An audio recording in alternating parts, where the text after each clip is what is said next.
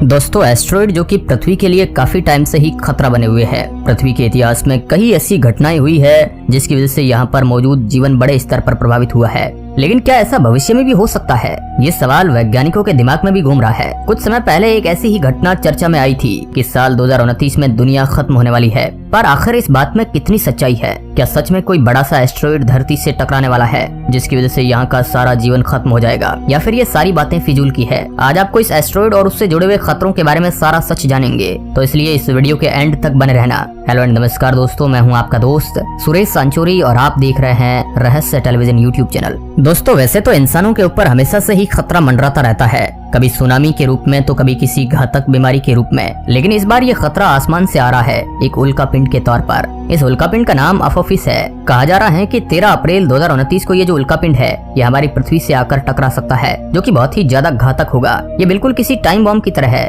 जो धीरे धीरे फटने की ओर बढ़ता जा रहा है। और अगर ये धरती पर गिरा तो इसका मंजर कैसा होगा, यह जानने से पहले इसके बारे में थोड़ा और जानकारी लेते हैं। और क्या ये वाकई में पृथ्वी से टकराएगा, इसके बारे में भी आपको बताएंगे। जैसे कि हमारे सौरमंडल में पृथ्वी जैसे बड़े प्लेनेट मौजूद है, बिल्कुल वैसे ही कई छोटे पत्थर जैसे या फिर मेटल के टुकड़े भी इस यूनिवर्स में घूमते रहते हैं। वह भी हमारी पृथ्वी की तरह अपनी एक्सिस पर सूर्य का चक्कर लगाते हैं, लेकिन कई बार ये अपने एक्सिस से बाहर निकल जाते हैं और फिर वह बस इस ब्रह्मांड में एक ही दिशा की ओर बढ़ते रहते हैं जब तक वह किसी चीज से टकरा ना जाए। इसी के साथ कई बार इन एस्टेरॉयड की एक्सिस ही ऐसी होती हैं कि वो किसी ग्रह से टकराएंगे या फिर वह किसी ग्रह के बाजू में से घूमकर निकल जाएंगे, जिनको रैकरिंग एस्टेरॉयड कहा जाता है। और अपोफिस भी वैसा ही एस्टेरॉयड है। इस एस्टेरॉयड का पूरा नाम 99942 अपोफिस है। और जो भी रैकरिंग एस्टेरॉयड होते हैं वह प्लेनेट के लिए खतरनाक नहीं होते, क्योंकि वे कुछ वक्त के गैप में आते हैं और ग्रह के पास से होकर गुजर जाते हैं। ऐसी घटना को कई लोग देखना भी पसंद करते हैं। लेकिन वहीं पर अब ये एस्टेरॉयड हमारे लिए वैज्ञानिक खतरा बता रहे हैं, क्योंकि ये पहले तो रैकरिंग एस्टेरॉयड था जो कि धरती के करीब 32,000 किलोमीटर दूर से जाने वाला था।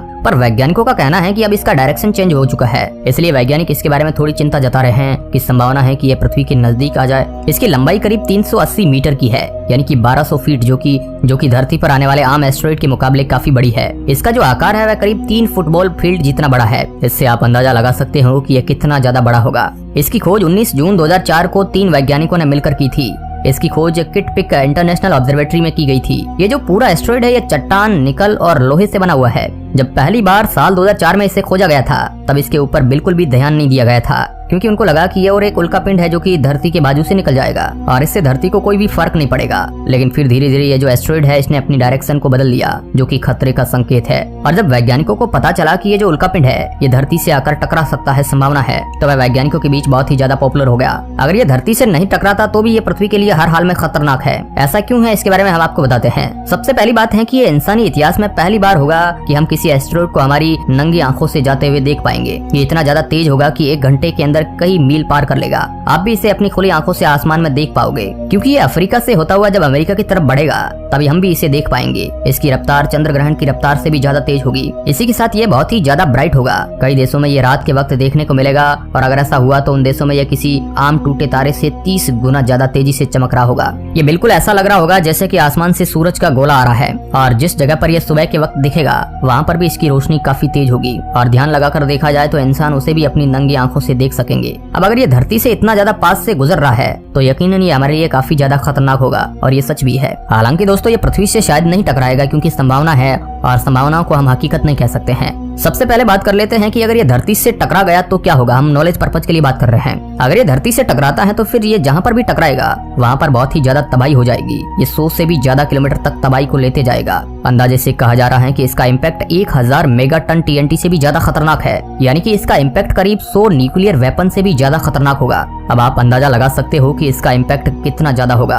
अगर ये समुद्र में गिरा तो ये काफी बड़े हिस्से को खत्म कर लेगा और वहाँ पर बहुत ज्यादा बड़ी सुनामी आएगी। इसी के साथ ये किसी देश पर गिरा तो उस देश का ज्यादातर हिस्सा बुरी तरीके से तबाह हो जाएगा और वहाँ के रहने वाले बहुत सारे लोगों की मौत हो जाएगी। उस देश की करीब 70% पॉपुलेशन मर जाएगी। अगर ये अच्छे खासे पॉपुलेटेड एरिया में गिरा तो ये एक ऐसा वक्त होगा जब एक देश नहीं बल्कि पूरी दुनिया हिल जाएगी, क्योंकि इसके टकराने के बाद वाला इम्पैक्ट भी बहुत ज्यादा खतरनाक होगा और ये आधे से ज्यादा मानव सभ्यता के लिए एक बहुत ही बड़ा खतरा बन जाएगा। और इसके टकराने से इतने लोगों की जान चली जाएगी कि हम गिन भी नहीं सकते और कई देश की अर्थव्यवस्था पूरी तरीके से तबाह हो जाएगी। लेकिन ये बात इतनी भी ज्यादा सिंपल नहीं है। अगर ये उल्कापिंड 2004 में धरती के लिए बिल्कुल भी खतरा नहीं था तो आज इतना बड़ा खतरा कैसे बन गया? दरअसल इसका और धरती का रोटेशन पीरियड काफी हद तक एक प्रकार है। जैसे कि सूरज का एक चक्कर लगाने के लिए धरती को 365 दिन लगते हैं, बिल्कुल वैसे ही इसको भी सूरज का एक चक्कर लगाने के लिए 324 डे लगते हैं। यानी कि धरती के और इसके ग्रेविटेशनल एक्सेस में ज्यादा फर्क नहीं है। पर प्रॉब्लम यह है कि ये सूरज का चक्कर बाकी प्लेनेट की तरह नहीं लगाता, बल्कि ये सूरज का चक्कर कुछ इस तरीके से लगाता है कि इसका जो एक्सिस है ये पृथ्वी के एक्सिस से मिलकर जाता है।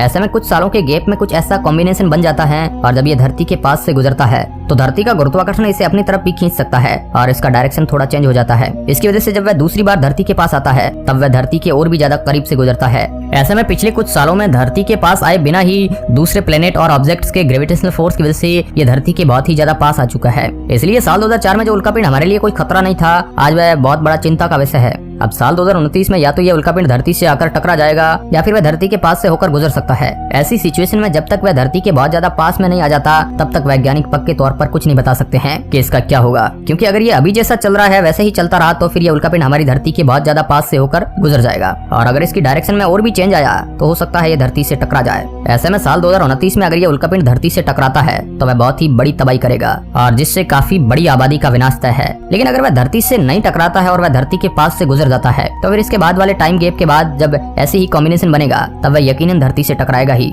यानी कि अगर साल 2029 में ये धरती से नहीं टकराता है तो फिर साल 2068 में ये जो उल्कापिंड है ये यकीनन धरती के पास ऐसी और सिचुएशन क्रिएट करेगा, और हो सकता है तब तक इसका आकार छोटा हो जाएगा या फिर ये किसी और ग्रह की लाइन में आ जाए। लेकिन अभी तो ये टोरिनो स्केल के हिसाब से 4th स्थान पर है, यानी कि ये दोनों तरीकों से खतरा है। अगर ये टकराता है फिर भी खतरा है, और अगर ये नहीं टकराता है तो और धरती के पास से चला जाता है तो भी ये आगे आने वाले टाइम में पृथ्वी के लिए खतरा पैदा कर सकता है। लेकिन शायद तब तक वैज्ञानिक कुछ उपाय ढूंढ ले इसका, क्योंकि इस बार जब ये धरती के पास से जाएगा तब धरती के ग्रेविटेशनल पुल की वजह से इसका डायरेक्शन काफी चेंज हो जाएगा। यानी इसका सीधा सा मतलब ये है कि हर हालत में धरती के लिए खतरे की घंटी है। ऐसे में आपके दिमाग में एक सवाल तो जरूर आया होगा कि आखिर इसको रोका नहीं जा सकता क्या? तो हम आपको बता दें कि नासा जैसी स्पेस एजेंसी अभी इसके ऊपर लगी हुई है। फिलहाल तो जितनी हमारी टेक्नोलॉजी आगे बढ़ी है उस हिसाब से इसको रोकने के बस कुछ ही विकल्प हमारे सामने है। सबसे पहला है कि किसी सैटेलाइट को इस एस्टेरॉइड से टकराया जा सकता है, जिससे इस उल्कापिंड की दिशा बदल जाएगी, और दिशा बदलने की वजह से हो सकता है कि हमारी पृथ्वी से थोड़ा दूर चला जाए।